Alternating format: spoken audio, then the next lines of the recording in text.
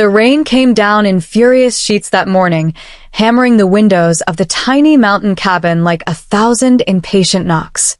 Inside, the fire had long since died out, leaving only a few smoldering embers struggling for life.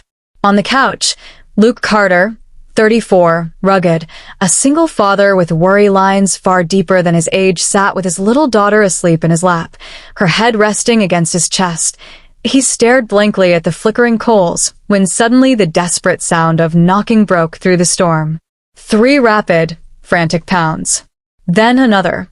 Luke frowned, rose, and opened the door and froze.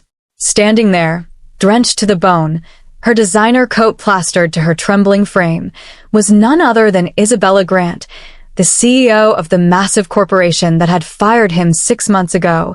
Her lips trembled, her eyes, usually sharp and commanding, were filled with fear. "Please," she whispered, her voice shaking. "Can I come in?" "Before we go deeper, if you believe in kindness, forgiveness, and second chances, then please like, comment, share, and subscribe to Hopeful and Soul Stories. Every click helps us spread stories that warm hearts and heal souls." Luke didn't speak for several seconds. The storm roared behind her, wind tugging at her soaked hair. It was surreal. The same woman who'd once signed his dismissal papers with a pen worth more than his rent, now standing on his porch, begging for shelter. He finally stepped aside. "Come in before you freeze." She stumbled in, shivering violently. The cabin was small, just a fireplace, a couch, a table, and a little kitchen corner. Luke grabbed a towel and handed it to her. Isabella's fingers were pale and trembling as she wiped her face, murmuring a quiet thank you. Her voice, once filled with authority, now barely carried a whisper. Luke didn't ask why she was there. Not yet. He just turned and knelt near the fireplace, feeding in wood, coaxing the flames back to life. For a few moments, only the crackle of fire and the rhythm of rain filled the silence. Then she spoke again. "You must hate me." Luke's hands paused mid-motion. "What makes you say that?" She swallowed, hard eyes staring into the growing flames. "Because I ruined your life." He didn't answer. The truth was she had. 6 months ago, Luke had been one of the most skilled mechanical engineers at Grant Industries. But after an internal restructuring, Isabella had been forced to make cuts. His position was among them. The loss had crushed him. With a young daughter to care for and no savings left, he'd moved to this remote cabin his late father once owned, patching old cars for cash and raising Emma in peace. But seeing Isabella now, so small, so human, so unlike the cold figure he remembered, stirred something unexpected in him.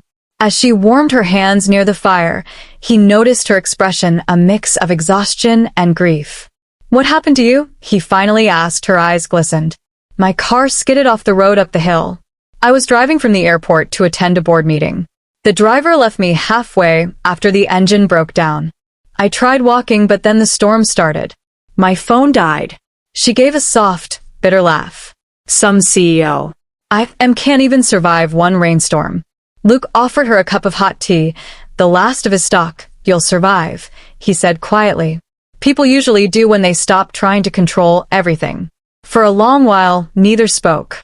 Then Emma stirred, her sleepy voice breaking the tension. "Daddy." The little girl sat up, her curls messy, her big brown eyes blinking. "Who's that lady?" Isabella's lips parted. The innocence of the question hit her harder than expected. "I'm just someone who needed help," she said softly. Emma smiled drowsily. "Daddy always helps people." Luke's gaze flickered to Isabella, and for a fleeting second, she saw warmth in his eyes. Not forgiveness, not yet, but something close. The hours passed. The storm grew louder, rattling the walls. The temperature plummeted, and despite the fire, the cold seeped in. Isabella sat close to the fireplace, her hands trembling again. Luke noticed.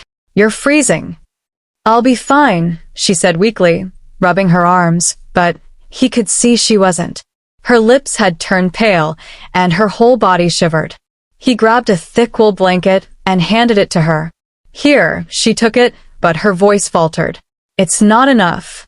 The cold, it's still getting through." She looked at him hesitantly, her pride visibly crumbling. "Can I slip under your blanket, just until it warms up?" Luke froze. The air grew heavier, not from tension, but from something more complicated and unspoken past, fragile present, and the vulnerability of two people who'd once been on opposite ends of power. He saw her eyes wide and sincere, stripped of her CEO armor. Without a word, he nodded. She slid under the blanket beside him on the floor by the fire, their shoulders brushing. The warmth spread slowly, awkwardly, but real. The silence stretched soft, intimate, uneasy. She whispered, "I've never felt this small before." Luke looked into the flames. Sometimes life has to break us before we understand people who are already broken. Her throat tightened. "You mean you?" "I mean everyone." She turned toward him, her eyes filling with tears. "You were one of my best engineers. I didn't want to let you go, but the board demanded cuts, and you chose to protect your company," Luke finished quietly, "not people." Her tears fell then silently.